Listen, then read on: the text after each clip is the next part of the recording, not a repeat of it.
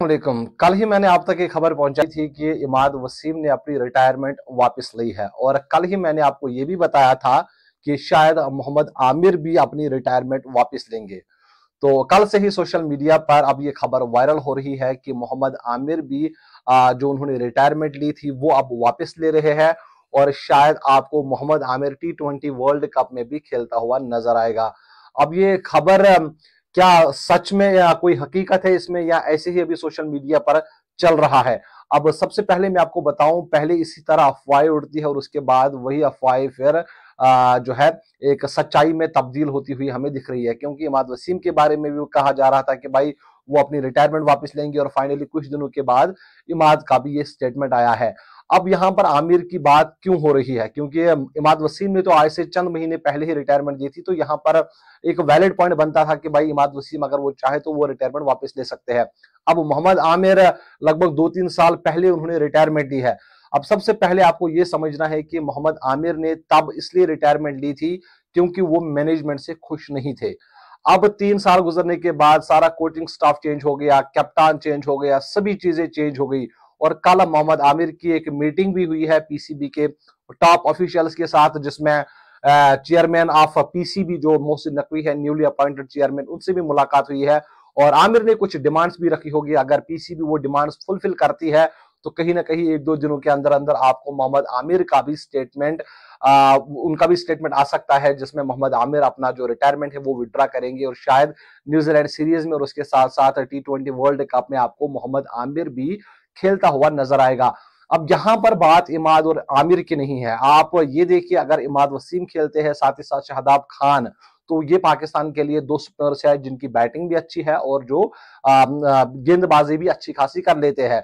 यहां पर ये वैलिड पॉइंट है और पाकिस्तान के लिए काफी अच्छी बात है। लेकिन दूसरी तरफ से जिस तरह से बाकी अगर आप टीमों की बात करें, वो लगातार न्यू टैलेंट पर काम करते हैं और उनको पॉलिश करते हैं, उनको इंटरनेशनल क्रिकेट खिलाते हैं। लेकिन पाकिस्तान में ऐसा नहीं है। आप देखिए, मेहरान मुमताज एक शानदार बॉलर है, या अरफात महनास है, और उसके साथ साथ अभी जो उस्मान तारिक आए हैं, तो इनको अब ज्यादा चांसेस नहीं मिलेंगे क्योंकि भाई अभी न्यूजीलैंड के साथ सीरीज है, फिर सीधे वर्ल्ड कप है। यानी जून के महीने तक आपको शायद ये जो खिलाड़ी है इनको शायद ही आप पाकिस्तान के लिए खेलता हुआ देख सकते हैं। अब यहां पर जो अगली सीरीज है, जैसे मैंने कहा न्यूजीलैंड के साथ है, अगर उसमें इमाद खेलते हैं, आमिर अपना रिटायरमेंट वापस लेते हैं, तो ये भी आपको समझना पड़ेगा कि भाई पाकिस्तान में ये सीरीज खेली जाएगी और उसमें जहां पर भी ये मैच है, पहले रावलपिंडी में, उसके बाद गद्दाफी स्टेडियम में, तो दोनों जगह पर बैटिंग पैराडाइज है। अब अगर इमाद वसीम को या मोहम्मद आमिर को वहां पर विकेट्स नहीं मिलते हैं तो क्या पाकिस्तान उनको कंटिन्यू करेगी? यहां पर ये गौर करने वाली बात है, क्योंकि हमने देखा कि इन स्टेडियम्स में 200-220 रन बनते हैं, तो दैट मींस हर बॉलर को 40-50 रन पड़ते हैं 4 ओवर में। यहां पर ये सबसे बड़ी बात है कि अगर आमिर या इमाद को यहां पर रन पड़ते तो क्या फिर पाकिस्तान उनको बिठाएगी या पाकिस्तान उनको कंटिन्यू करेगी? और उसके साथ साथ अब यहां पर आमिर और इमाद के बाद वो जो उस्मान खान है, जिन्होंने यूएई की सिटीजनशिप के लिए अप्लाई किया है, जो यूएई के लिए खेलना चाहते थे, अभी पीसीबी का भी स्टेटमेंट आया है कि भाई हम उनके साथ भी बात करते हैं और उनको समझाने की कोशिश करेंगे, अगर वो भी खेलना चाहते हैं तो वो भी खेल सकते हैं। तो कहीं ना कहीं आपको बहुत सारी चेंजेस पाकिस्तान के खिलाड़ियों के अंदर देखने को मिलेगी और बहुत सारे नए खिलाड़ी शायद ज्वाइन करने वाले हैं। और इसमें सबसे बड़ी बात यह है कि अगर आमिर ज्वाइन करता है, उसके साथ साथ शाहीन शाह आफरीदी कैप्टन है, तो भाई 2 फास्ट बॉलर्स आपके लिए पहले ही हो गए।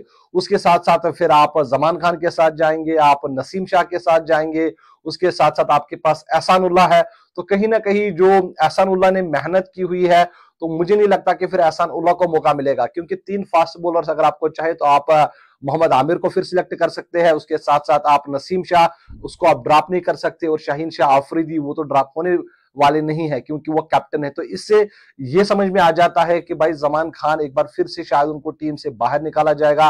एहसानुल्लाह जो काफी डिजर्व करते हैं, गन बॉलर है और काफी अच्छी गेंदबाजी वो करते हैं, उनके पास वो रफ्तार भी है कि वो बल्लेबाज को अपनी रफ्तार से भी बीट कर सकते हैं। तो यहां पर एहसानुल्लाह के कैरियर पर भी फिलहाल मुझे खतरा मंडराता हुआ दिख रहा है अगर मोहम्मद आमिर की वापसी हो जाती है।